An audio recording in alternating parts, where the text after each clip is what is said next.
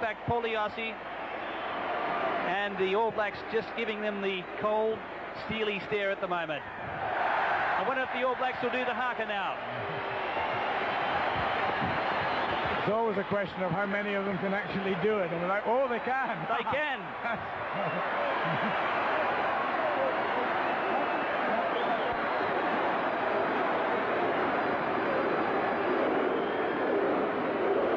The crowd joining in.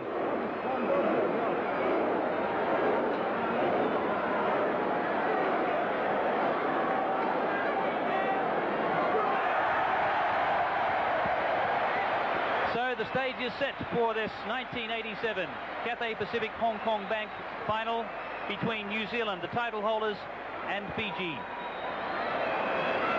Both sides with unchanged lineups from the semi-finals. The New Zealand team, Zinzan Brooke, Alan Crowley, Terry Wright, Lindsay Raki, Mark Brooke-Cowden, Wayne Shelford and Frano Botica. And Fiji, Joe Tonga, Sisewa, Manassa, Poliasi, Lamba, Savanata and Tomasi. Well, New Zealand is quoted as odds-on favourites for this year's final. They've been like a steamroller through this tournament. Fiji going in as underdogs, but let's not forget, they caused a major upset in the semi-final by ousting the Australians by 14-8. The referee for this final is the celebrated Irishman, Mr. David Burnett. New Zealand running from right to left, and the final is underway. Wayne Shelford coming through immediately. Zinzan Brooke clears the ball away now to Brooke-Cowden. Away it goes to Botica off his right foot. Fiji in a bit of trouble, but a loose pass from Botica. A scuffle on the ground. Fiji player holding the man down. Poliasi is penalised. Mr. Burnett right on the spot. Brooke-Cowden with a long pass out to Brooke. Now it's Botica immediately back into the fray. Long loping pass. Wayne Shelford, very strong man, stands in the tackle. That's Brooke-Cowden. Lindsay Raki got it away to Zinzan Brooke. A wild pass.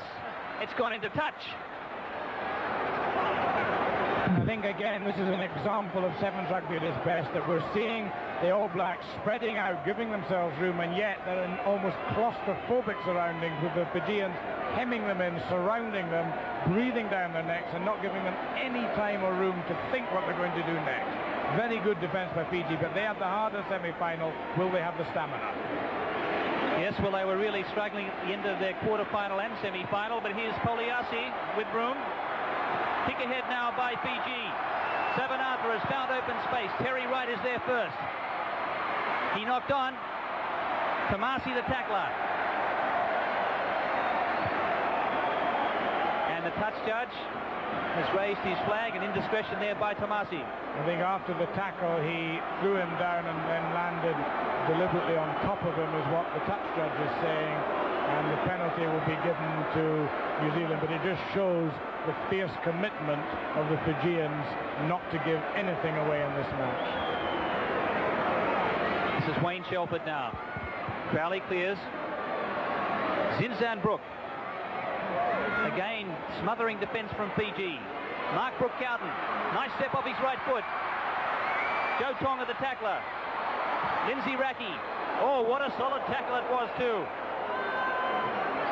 A big tackle there by Manassa. But the referee, Mr. Burnett, has spotted something away. Is he saying it's a high tackle? And he's giving the penalty for the high tackle. In fact, it was sort of running into each other. I don't think it was quite as bad as Mr. Burnett's suggesting. But it was a high tackle. Now going up towards the 22, he shrugs off tacklers. And there's another good ball and all tackle. Manassa has been penalised again, a bit too high. The referee certainly not earning the plaudits of the crowd at the moment. It was a very physical tackle indeed. This is Alan Crowley. Shelford. Fiji very physical in their defence. There are 4 of them in there tackling the man.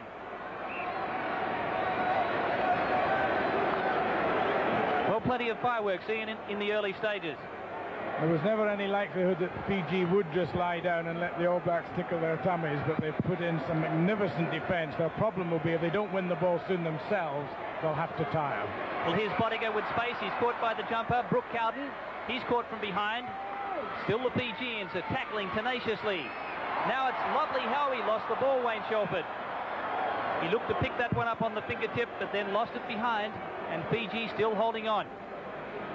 It is very like the semi-final against the Penguins, that the Penguins never saw the ball. New Zealand just kept it and ground away. It's fierce, grinding, a war of attrition that they do up front, and eventually the other team must crack.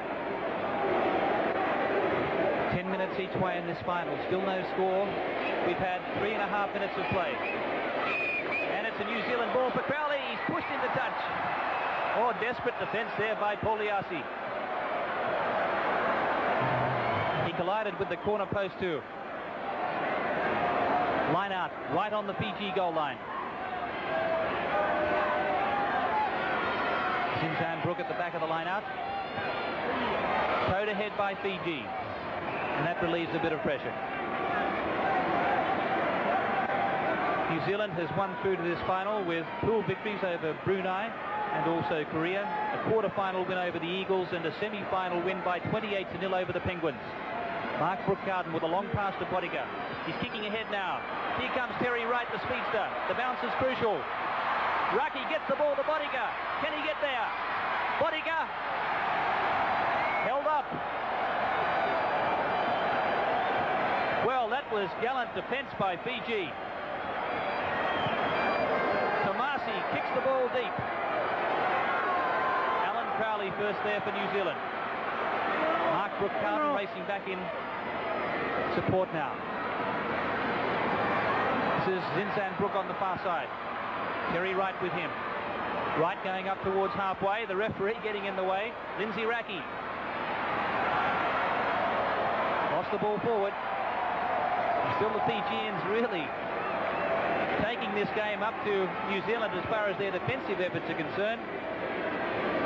Well, we've actually had nearly 6 minutes of play, and they haven't had the ball to run in their hands once in the entire match. It's been 6 minutes of defence, and although they've done it magnificently, the Fijians, they did have far and away the harder semi-final. They also have had less time. They were the second semi-final, less time to recover. I think this is a magnificent rearguard action, but eventually they will crack. So they're playing on heart and adrenaline at the moment. Lumba loses the ball behind. This is Pauliasi. The referee spotted. A little knock on. And we'll have a scrum 35 metres out from the Fijian goal line. Still no score. Coming up to 7 minutes of play elapsed in this first half. Fiji had pool wins over Singapore and Bahrain, and then a quarter-final win over Canada, and then beat Australia in the semi as Crowley's going for the line and will score the first try. New Zealand's 23rd of the tournament, and really it had to come. Here we are, down the blind side. There was no cover there. There was a straight sprint to the line, and he had a 5-yard start, and there was nothing the Fijians could do to keep him out, and that really eventually had to come, and that's just exactly what the New Zealanders wanted. So a fundamental error there by the Fijian halfback Pauliasi, who just didn't cover his opposite number. He stayed on the open side of that scrum. So New Zealand ahead by 4 points to 0. And now it's Frano Bodiger, who's kicked some 15 goals in the tournament. This one only 5 metres in from touch. A near capacity crowd here at the Hong Kong Government Stadium. Missing on the right. Score remains at 4-0 New Zealand's way. And we've had nearly 8 minutes of play in the first half.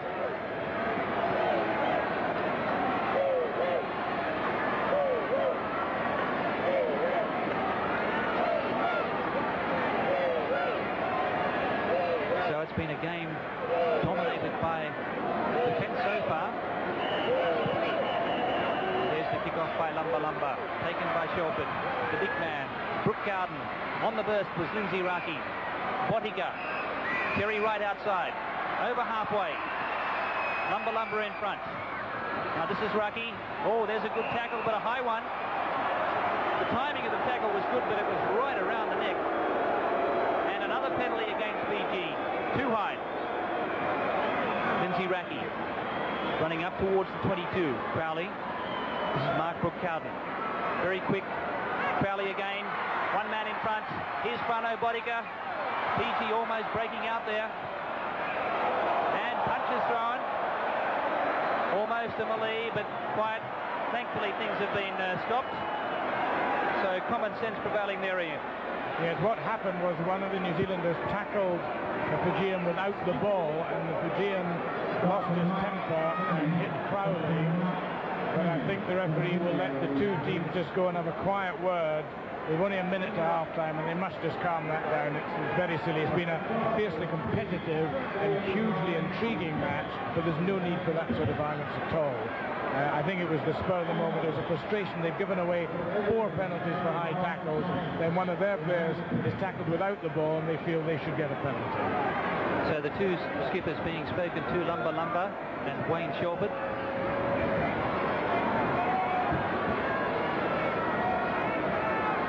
Certainly there's been plenty of action in this first half.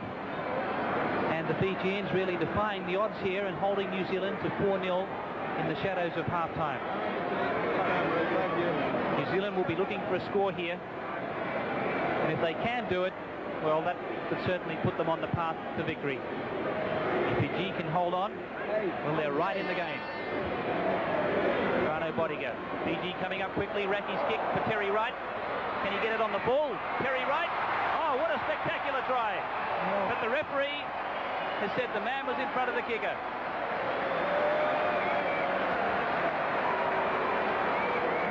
Fiji look as though they're going to opt for the scrum. The penalty.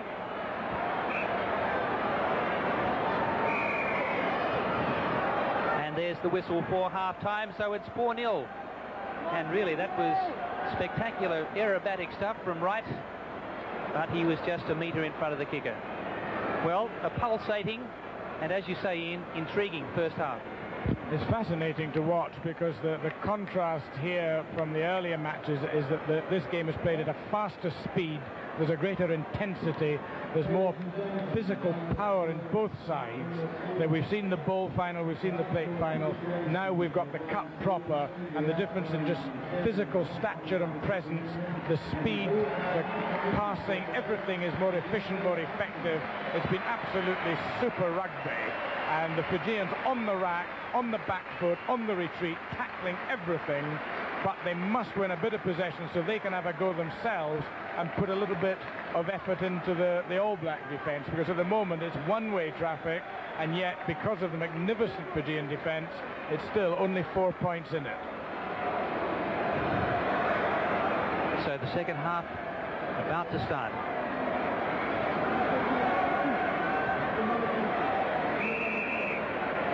New Zealand with a 4-point advantage, just the one try, and brilliantly taken by Brooke. He's been barreled, though, into a spectator, along with Manassa. So those spectators far too close to the field, and one young lady paying the penalty. So just onside New Zealand's territory, and Manassa, the big man to throw into this line-out. Joe Tonga and Sasewa for Fiji against Shelford and Zinzan Brooke. Sasewa got it beautifully with 2 hands. Lost the ball behind. But the referee on the spot there and saying it did travel forward. And that was a shame. It was a rare moment of set-piece possession for Fiji, and they, instead of going forward, they should really have stopped and got it out to their backs and realigned. Crowley. Loose pass. Well picked up by Raki. He's right in space. What's the bounce? Terry Wright, the speedster. Coming across is Joe Tonga, but he won't get there. Second try for New Zealand. And that's a little controversial, I think, because before the ball was kicked, it looked to me as if Raki knocked it on. There, he's knocked it on and then kicked it. and I would have given definitely the knock-on and the scrum down. So that, I think, highly controversial. He'd lost possession, and that should have been a scrum to Fiji. That's probably the killer blow that they've given the try away. That will be something they'll be talking about in the various hostelries tonight of Hong Kong. But Joe Tonga, the big forward number 1, showing amazing pace to get across there. But ride a real greyhound, and he gave nothing else a chance. And that's right, top try scorer, I think, in the entire tournament, his 6th try, and he really has been one of the fastest wings I've seen in the last 2 or 3 seasons of international rugby.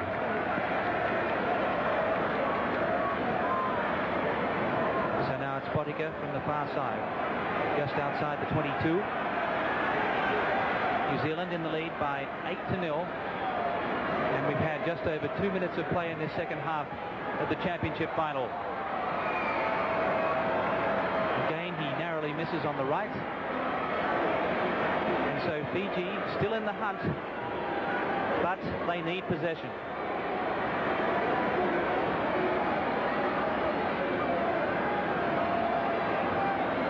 Lumba coming up now with the dropout from halfway. Shelford underneath. Fiji have it.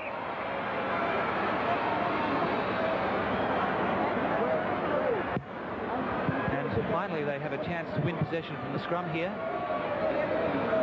New Zealand has really had all the ball in this game so far.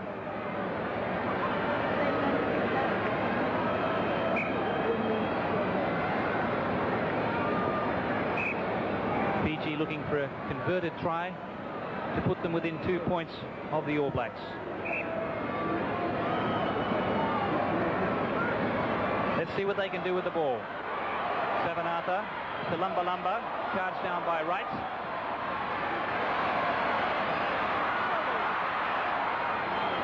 Halfway line.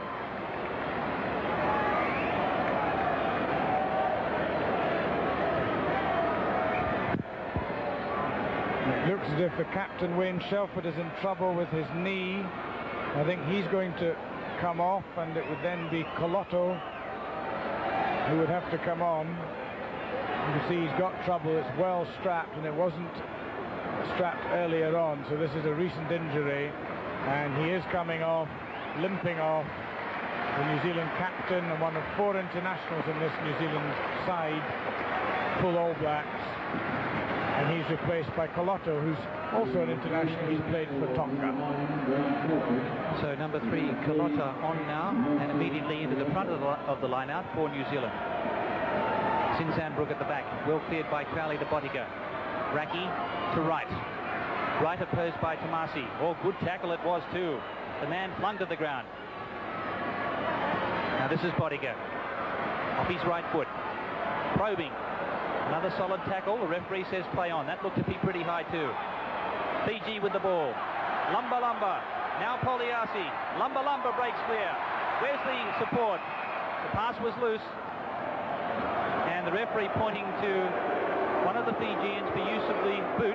Tripping one of the New Zealanders as he was covering back. I think it looked accidental, but it doesn't matter. It was still a trip, and it's a penalty. This is Colotto, the new man. He's fresh. Back to Crowley with pace. Crowley up towards the fullback. Kick and chase. Joe Tonga's there.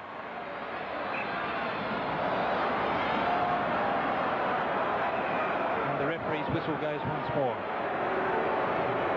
Crowd a bit perplexed. I think he's saying it was a knock-on, but it looked to us as if it was a knock-back. 8 points to 0 in favour of New Zealand. Fiji haven't been able to consolidate when in possession, the few scraps they've received. Crowley now looking back inside to Brooke Cowden. Will Fiji crack here? Terry Wright comes in, beautifully taken. Colotto picks up, but the ball travelled forward. I think, Gordon, if we're making a textbook video on good, sound defence, the great majority of what the Fijians have done would be in that. They've tackled magnificently. 4 high tackles, which have not been good for rugby, but the rest, they've shown fantastic spirit. And there's a big kick by Lumba towards touch. And it's rolling up towards halfway. It's still in play, is it? Now it goes over the touchline right on the halfway line. I don't think that's good tactics, because they're being out-jumped at the line out, and that means that they're almost certainly giving possession away, that particularly Brook, but also Colotto now, I'm sure, will be able to win their own ball, you see, and that's just giving possession away. Bodiger now, just short of halfway. Lovely step off his right foot again. He's into space. Looking inside is Raki. Bodiger almost there. This is right. He lost it back. Raki clears inside to Brook. He's caught from behind. Still this fabulous defence from the Fijians. Quick hands now, 2-on-1. Now it's number 7, Savanatha out there. Or it's Joe Tonga, the prop forward, playing out on the wing. Tonga toes ahead. 1-on-1. Tonga, he's only got to pick it up, and he can score. Oh yes, what a try.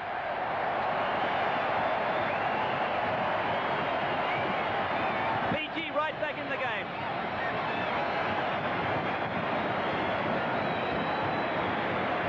Well, this is something for the people watching this in Britain. I just wonder how many prop forwards at normal club level are able to sprint, outpace two great New Zealand rugby players' backs and score. But that's exactly what Tonga has done, and that really was a magnificent kick and chase from his own 22, 75 metres. How many props do we know in World Rugby who could do that? Now Manasa with a vital kick. Has he steered it through? He sure has. 2 points the difference.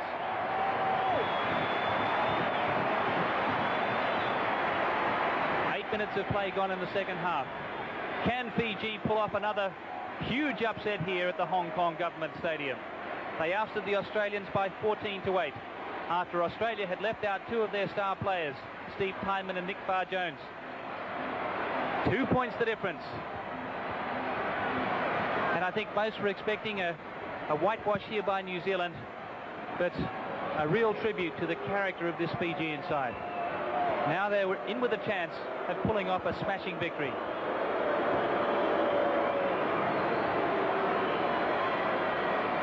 Just over a minute remaining. New Zealand leading by 2 points. Well picked up by Crowley. Brook to Bottiga. Fiji there in numbers. He's right. He could beat them all. Terry Wright. Oh, yes.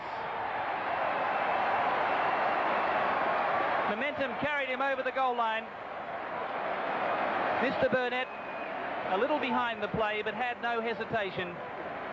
10-6, but Fiji still in the game.